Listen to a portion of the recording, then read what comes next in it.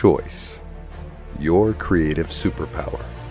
We have the power to manifest as we dedicate attention to our thoughts, but often miss opportunity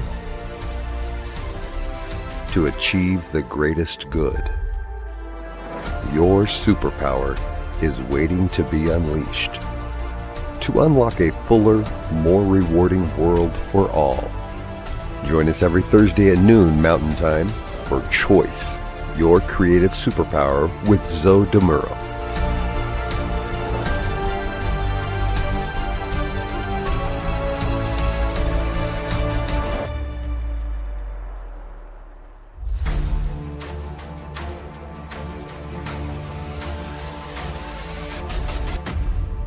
And now, here's Zoe. Hello, folks. Welcome to the New Thought Media Network. My name is Zoe Muro, and I am delighted and honored to be your host for Choice, your creative superpower. Coming to you from Oakland, California. We're here each Thursday at 12 noon Mountain Time, 11 a.m. Pacific Time. If you're coming back, it's great to see you here again. If this is your first time, welcome. Thank you for tuning in. As a religious science practitioner with the New Thought Media Network, I have a ministry. And as a transformational coach, I have a mission. Both are to assist people in living their lives to the fullest. And what we do here on this show is we explore.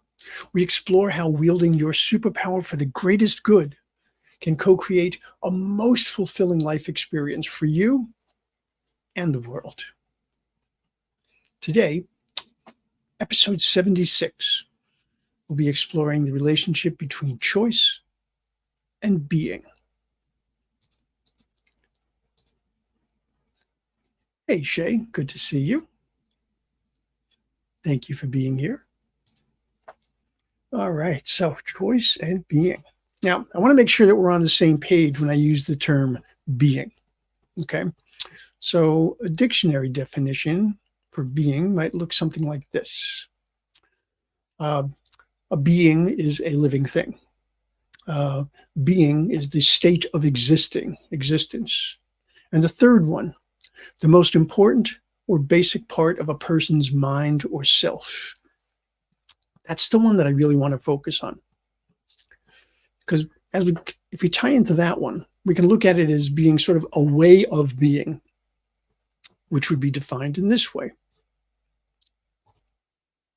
An impression of a quality or manner given by someone or something. Okay. All right, let me get rid of this. There we go.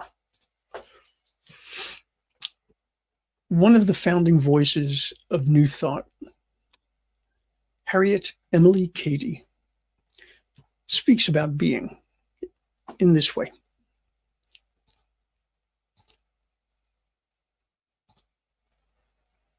She says, doing is secondary to being. When we are consciously the truth, it will radiate from us and accomplish the works without our ever running to and fro. Okay? When we are consciously the truth, it will radiate from us and accomplish the works without our ever running to and fro.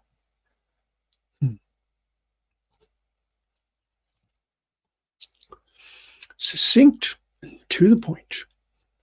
That first sentence about how doing is so much more about being is so much more important than doing it's a pretty big one. But I'll get to that another time. Okay, today we're going to focus on being. So I'd like to share another New Thought Giant's words with you.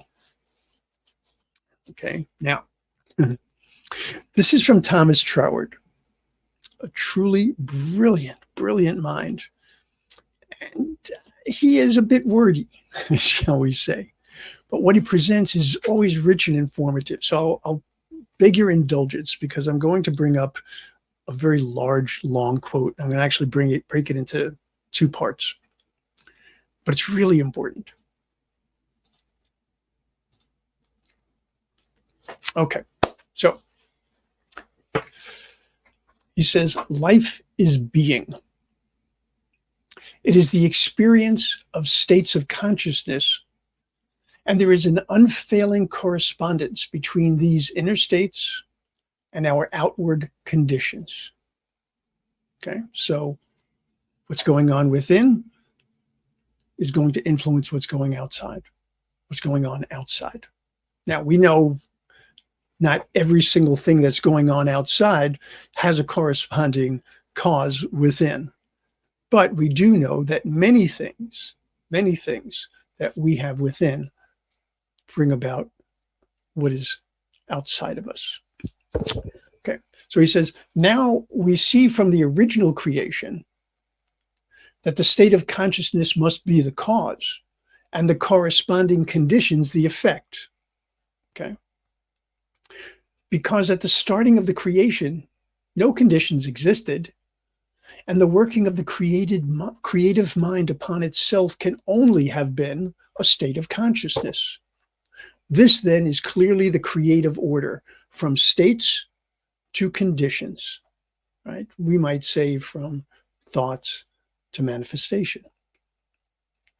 Okay. So, Trower's emphasis on the inner states and the potential outward conditions is precisely what we need to address if we are looking to manifest and to be aware of what we do manifest. Okay, let me take this down for a moment. I'll give you an example. Let's say I've been working away for a while, completely oblivious to the time, and now I realize I'm really hungry. Matter of fact, I'm getting hangry. Do you use that term, hangry? That's so hungry that you're actually getting angry. I choose to put the work aside for now so I can have a nurturing meal. My inner state went from, my being, if you will, went from hyper-focused to recognizing hunger. And then it started to veer off into what could have been an acting out situation where I would just be a miserable individual. But instead, it led to the outward condition of addressing my hunger, chilling out, nurturing myself. Okay, so let's go back here. Okay, so this then is the creative order, from state to conditions. But we invert this order and seek to create from conditions to states. We say, if I had such and such conditions, then they would produce the state of feeling which I desire. And in so saying, we run the risk of making a mistake as to the correspondence, for it may turn out that the particular condition which we fixed on are not such as would produce the desired state. Or again, though they might produce it in a certain degree, other conditions might produce it in a still greater degree, while at the same time opening the way to the attainment of still higher states and better conditions. Okay.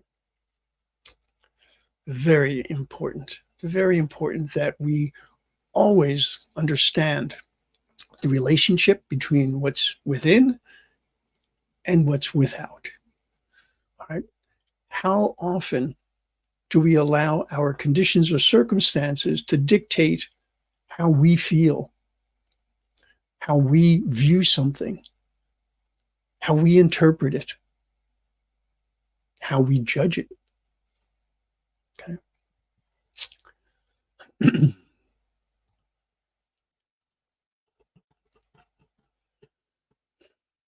Give you a different example.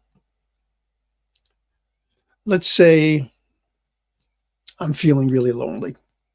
Okay. Now, I could choose to belabor that fact and, I have no one to share my life with at that moment. But I could extrapolate that to a belief I'll always be lonely. And then I can ensure that outcome by isolating, by lack of self-compassion, by finding fault in each and everything that I say or do and explain to myself, well, that's why I'm so lonely. Or I could shift my inner state to one of possibility. Okay. I can get in touch with a friend or a loved one. I can connect in some way. I could even remember that as the beloved of the beloved, as a creation of the one, I'm never alone. I'm always connected. Both loneliness and optimism are states of being which could lead to outcomes. Outcomes which are influenced by both my state of being as well as my perspective or my mindset.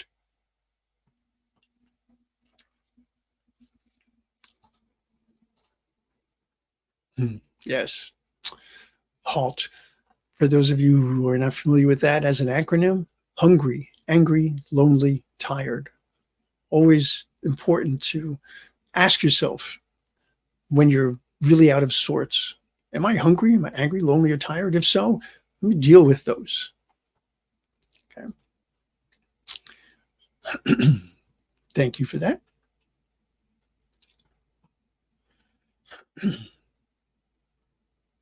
So I had a choice. I could seek a solution, or I could let my loneliness become my entire focus. And I essentially become entrenched in the exact lack of companionship that I did not want. When my state of being is limited to whatever it is that I am feeling, my focus can narrow. My choices can become limited. And believe it or not, that does not necessarily apply only to quote unquote negative states of being, someplace where you're in distress or unhappy. You could be absolutely joyful. You could be lifting off the ground, 5 feet off the ground, just head in the clouds, and make a whole bunch of interesting choices. Right? So being able to counter what we're feeling with perhaps some other discretion might be important. Considering in New Thought, we emphasize the importance of how we choose to focus our attention and energy all the time, right? We think about what our focus is when we say something like, I'm sad, or I'm lonely, or I'm tapped out. Simple little phrases, right? But for me to say, I am, whatever I put after that means I've created an identification with that particular feeling or emotion. The more I choose to focus my thoughts in that way, the more I am creating a recurring pathway through my thoughts and literally through my brain. But I feel sad. I feel lonely. Okay, whatever it might be. That allows me to identify what I'm feeling, to accept and honor that feeling. And then I am free to choose how I can address it. All right. Now, what I'm doing is I'm choosing to create a possibility where I might have only seen a problem. My being, my state of consciousness is not determined by my feelings or emotions. Influenced? Absolutely. Determined? No. I can feel sad and still be a joyful person.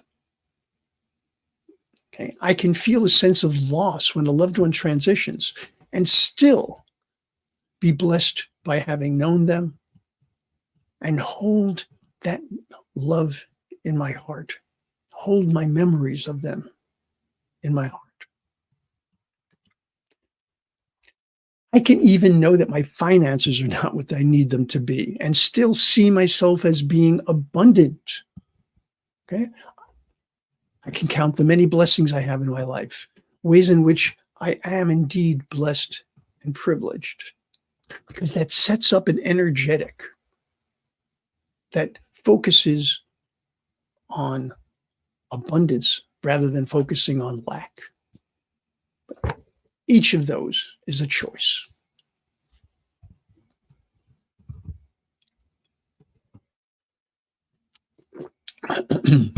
Have you ever done or said something that you later regretted? Ever? And said to yourself, oh, but that's not who I am. All right? That's not who I am. So much of our life experience is influenced by our understanding of who we are, because our identity is a compilation, right? It's a compilation of our beliefs, our values, our roles, our relationships, and on and on. So if we are to live in integrity, we would want our choices to accurately reflect who we are.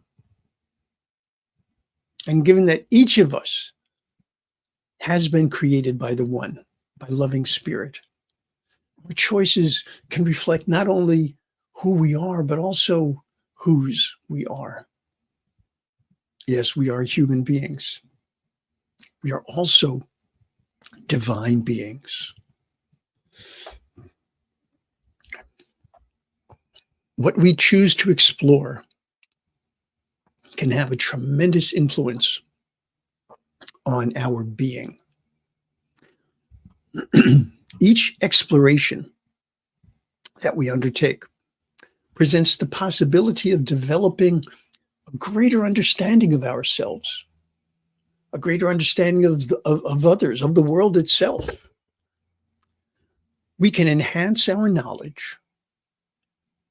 We can broaden our perspectives. We can increase our confidence. And we can dispel false beliefs.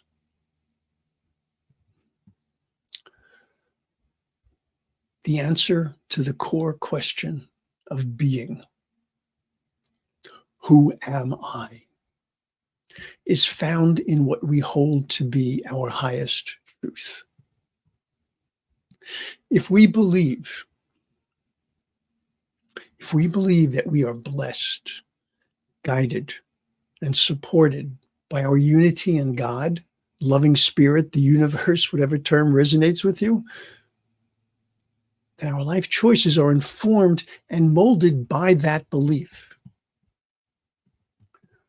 Whatever our state of consciousness, our choices are likely to follow in that alignment if we are living our lives in integrity. You may have heard the fable of the scorpion and the frog. It was like this. Scorpion asks a frog to carry him over a river. The frog is afraid of being stung. But the scorpion argues, hey, if I were to sting you, we'd both sink and I'd drown. The frog agrees. Midway across the river, the scorpion stings the frog and dooms them both. As they're sinking, the frog says, why? And the scorpion says, it's my nature. Our nature, our being, as fundamental as it is also dynamic and evolves as our experiences unfold. And as we explore or choose not to explore what our current state of consciousness means to our actions. So unlike the scorpion, who we see ourselves are today, who we see ourselves as today, can change. It can vary. We grow. We adapt. We learn. Or we close ourselves in. We become static. Choice. When I was a boy, I had absolutely no trust in people in authority. I had been abused in a number of ways by people who were supposed to protect me, to nurture me. I saw myself as being not just alone, but as an outcast because I was broken. I was unworthy of much beyond existence, even if that sense of being, that consciousness spawned a need to isolate, to be always prepared to defend myself from both real and imagined threats, to avoid connection. I sought anonymity as kind of a cloak of safety. When I was able to get past that consciousness with a lot of support from some very, very good people, my choices in life correspondingly changed dramatically. As my sense of consciousness expanded, so too did my horizons, my outlook, my possibilities. When I stopped thinking of myself as less than, stopped thinking of myself as damaged goods, a victim, my creativity soared. My belief that I could actually thrive and not merely survive.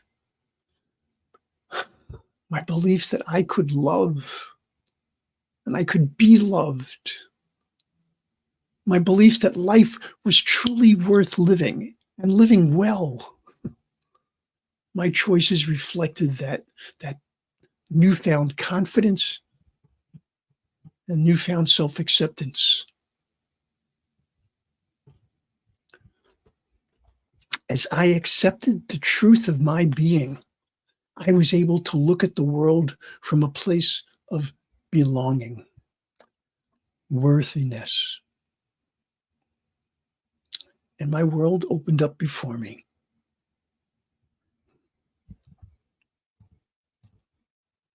Hi, Garrett. Garrett says, perfect reminder of the choices we have. I love the topic, and it falls perfectly in place for what I'm going through from time to time. Glad to hear that. I'm glad to hear that there's something here of value that is not necessarily if you're going through difficult times, but we know we grow more from the difficult times than we do from the easy times.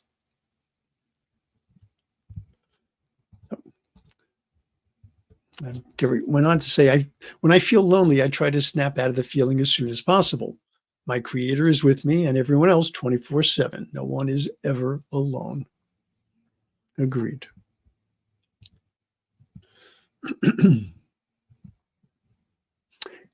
As long as you're not ignoring the feeling, you're not trying to deny it, I think that's wonderful, right? When we try to deny what is truly happening to us, all we do is frustrate ourselves. Okay, let me see. What I want to say. So where I am right now, my goal, my journey, my invitation is to allow that freedom from fear and shame to manifest a greater and greater life experience. My life changed. My sense of being changed from intolerable to tolerable, to surviving, to thriving, to being essentially limitless. Yeah. All right. Now, I'm not saying I am suddenly capable of anything in the world that I could possibly think of. No. What I am saying is that the list of possibilities for my life, for how I can be in the world, how I can participate, has grown, and it continues to grow exponentially. I can live a more authentic life. I can see the importance of maintaining healthy boundaries rather than constructing walls that shield me behind battlements, in essence. I can emphasize with those who have suffered through no fault of their own. My ability to love and to be compassionate have become more and more ingrained in my everyday thoughts and actions. My hope today is that you'll take a good long look at your being, your states of consciousness, and see if you are allowing who you truly are to inform your choices and to ensure that your choices reflect your values. We've been through some difficult discussion here. Some of the stuff's kind of complex. Some of it can possibly be a little frustrating. So I want to close with some ideas that are expressed in a different way, perhaps somewhat whimsical, but certainly wise. So let's see what we've got here. So Ricky Gervais suggests, be the person your dog thinks you are. I like that one. Maya Angelou says, if you are always trying to be normal, you will never know how amazing you can be. I love that. Normal is just not a goal of mine. And Oscar Wilde said, be yourself. Everyone else is already taken. But how about this one? I love this one. This is from a book called Blessed Are the Weird, a manifesto for creatives by Jacob Nordby. It says, blessed are the weird people, poets, misfits, writers, mystics, heretics, painters, and troubadours. For they teach us to see the world through different eyes.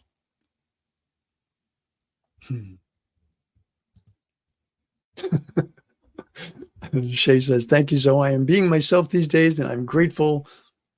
No normal. All right.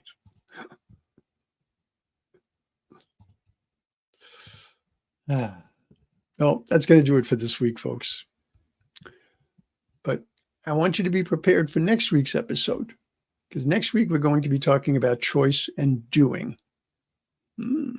Okay. Figured if we're going to do being, we should be talking about doing as well. So what's on your mind regarding choice and being? Let me know. If you have a topic relating to choice you'd like to discuss for a future episode, let me know about that. Okay. Would you like to have a counseling session, coaching session, prayer session? Need a speaker? Any of these. All you got to do is send me an email. Okay. Connect with me here at zodemuro@gmail.com. zodemuro@gmail.com. Always interested in hearing what's going on for you. And of course, anything that you share with me, I hold in complete confidence. Always.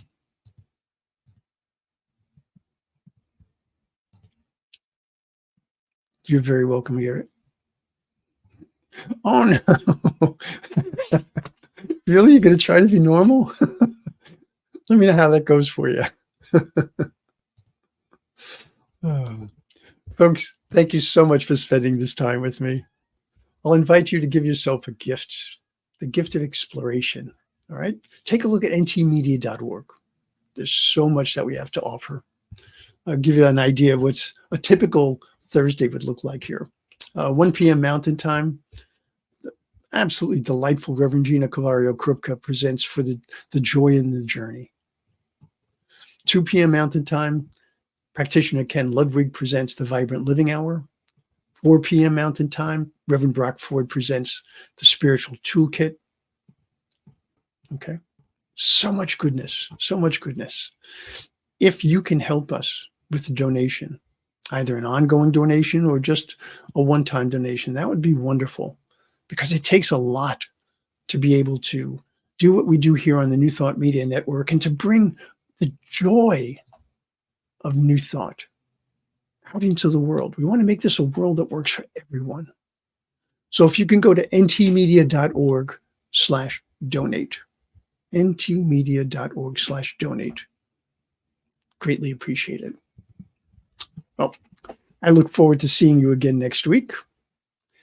And until we meet again, by all means, choose wisely, choose well, and know, without a doubt, you are loved. Namaste.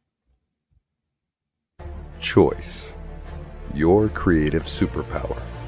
We have the power to manifest as we dedicate attention to our thoughts, but often miss opportunity to achieve the greatest good. Your superpower is waiting to be unleashed to unlock a fuller, more rewarding world for all. Join us every Thursday at noon Mountain Time for Choice, your creative superpower with Zoe Muro.